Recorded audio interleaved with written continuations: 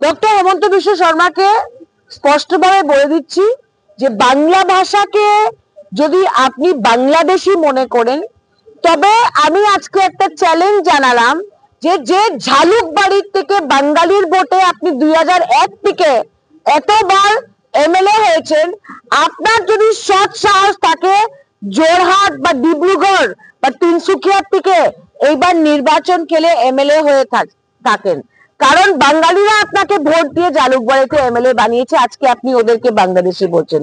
তো বাংলাদেশি যদি ভোট লাগে না, আপার আসামে ক্ষমতা থাকলে আপার আসামের কোন সিটে দাঁড়িয়ে দেখান, তবে তো বুঝবো যে আপনি অসমিয়াদের নেতা।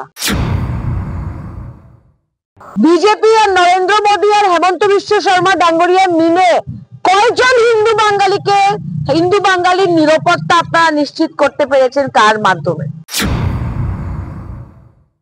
কা হলো বিজেপির ভাউতা হিন্দু বাঙালিদের ভোট নেওয়ার জন্য, এছাড়া দ্বিতীয় কোনো উদ্দেশ্য নেই কার।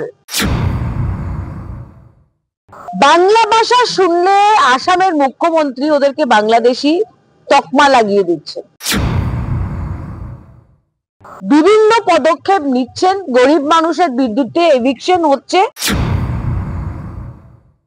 শ্রদ্ধেয় মুখ্যমন্ত্রী মমতা বন্দ্যোপাধ্যায় একটা টুইটারে কথা বলেছেন। উনি কি বলেছেন? যে আমাদের দেশের মধ্যে দ্বিতীয় জায়গায় যদি কোনো ভাষা থাকে সেটা হলো বাংলা ভাষা, আর আসামের মধ্যে সবচেয়ে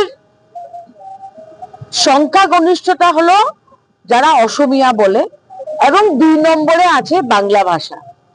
আমরা প্রত্যেক ভাষা, গোষ্ঠী, জনজাতি, ধর্ম সবাইকে আমরা সম্মান করি, কিন্তু আসাম রাজ্যতে যে বাংলা ভাষাটা দ্বিতীয় জায়গায় আছে, বাংলা ভাষা শুনলে আসামের মুখ্যমন্ত্রী ওদেরকে বাংলাদেশি তকমা লাগিয়ে দিচ্ছে।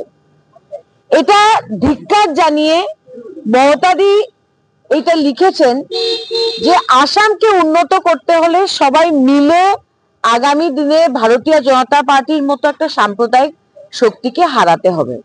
সেটার পাল্টা জবাব হেমন্ত বাবু মুখ্যমন্ত্রী ইনফিল্ট্রেশন মানে অনুপ্রবেশকারীদের কথা বলছেন। আমি আসামের মুখ্যমন্ত্রীকে বলতে চাই যে এই আসামের ইতিহাসে আসাম অ্যাকর্ডের মন্ত্রী সবচেয়ে লম্বা টেনিয়র আসাম অ্যাকর্ডের মন্ত্রী হলো আসামের মুখ্যমন্ত্রী হেমন্ত বিশ্ব শর্মা। উনি তরুণ গগৈর সময়ও আসাম অ্যাকর্ড মন্ত্রী ছিলেন, আপনারা সবাই জানেন। এবং উনি যে ইনফিল্ট্রেশনের কথা বলছেন, বাংলাদেশিদের কথা বলছেন, আমি চিফ মিনিস্টার আসামকে একটা কথা জিজ্ঞেস করতে চাই যে 10 বছর আপনাদের ডাবল ইঞ্জিন সরকার ছিল আসাম রাজ্যতে। 16 থেকে ছিল সর্বানন্দ সোনোয়াল এবং 21 থেকে ডক্টর হেমন্ত বিশ্ব শর্মা মুখ্যমন্ত্রী ছিলেন। আপনারা 10 বছর ইনফিল্ট্রেশন নিয়ে কি করলেন?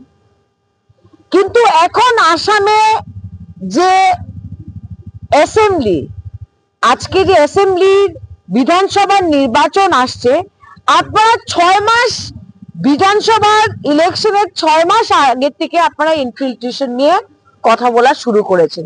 কেন করেছেন এটা স্পষ্ট, কারণ বিজেপির পায়ের নিচের থেকে জমি সরে যাচ্ছে, এবং আপার আসামে বিশেষ করে হেমন্ত বিশ্ব শর্মা ভয় পাচ্ছেন যে ওনার পায়ের নিচে জমি সরে যাচ্ছেন বলে উনি ইনফিল্ট্রেশনকে সামনে রেখে বিভিন্ন পদক্ষেপ নিচ্ছেন। গরিব মানুষের বিদ্যুতে এভিকশন হচ্ছে, কারণ 10 বছর যারা জাতি মাটি আর ধেটি বলে পাওয়ারে এসেছিল, ওরা ইনফিল্ট্রেশন ঘুষ পিটিয়ে, যেটা প্রাইম মিনিস্টার মোদী বলে, ওদেরকে আটকাবার জন্য কিছু করতে পারেনি, কোনো পদক্ষেপ নিতে পারেনি।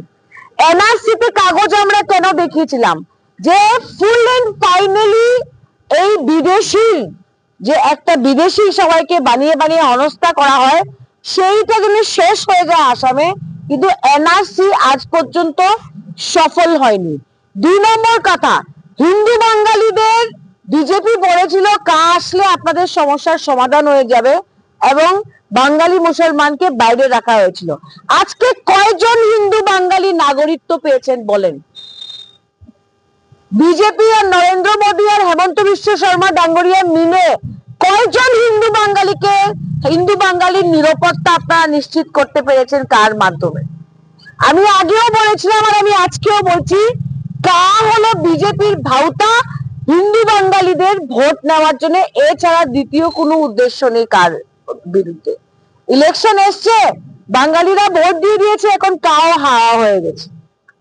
তা আমি ডক্টর হেমন্ত বিশ্ব শর্মাকে স্পষ্টভাবে বলে দিচ্ছি যে বাংলা ভাষাকে যদি আপনি বাংলাদেশি মনে করেন, তবে আমি আজকে একটা চ্যালেঞ্জ জানালাম যে ঝালুকবাড়ির থেকে বাঙালির ভোটে আপনি 2001 থেকে এতবার এমএলএ হয়েছেন, আপনার যদি সৎ সাহস থাকে জোরহাট বা ডিব্রুগড় বা তিনসুকিয়ার থেকে এইবার নির্বাচন খেলে এমএলএ হয়ে থাকেন, কারণ বাঙালিরা আপনাকে ভোট দিয়ে জালুকবাড়িতে এমএলএ বানিয়েছে, আজকে আপনি ওদেরকে বাংলাদেশি বলছেন।